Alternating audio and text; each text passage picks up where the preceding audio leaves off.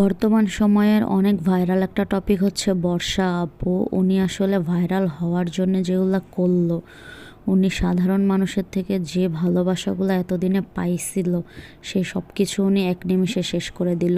আর ভাই, মানুষ সুইসাইড নিয়ে কিভাবে নাটক করতে পারে, আসলে ওনাকে না দেখলে বুঝতাম না যে মানুষ এরকম একটা বিষয় নিয়েও এইভাবে নাটক করতে পারে।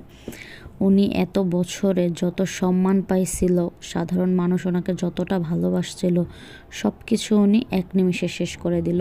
আর সত্যি কথা বলতে আমিও এক সময় ওনাকে অনেক পছন্দ করতাম, ওনার ফ্যান ছিলাম, ওনার ভিডিও দেখতাম সব সময়। আমি আসলে এটা কখনোই ভাবি নাই যে উনি ভাইরাল হওয়ার জন্য এই টাইপের কাজ করতে পারে। আসলে আমরা মানুষকে উপর থেকে যেরকম দেখি, মানুষটা ঠিক ভিতর থেকে ওই রকম হয় না। ওনার মতো বহুরূপী মানুষ আসলে জীবনে কখনোই আমি দেখি নাই।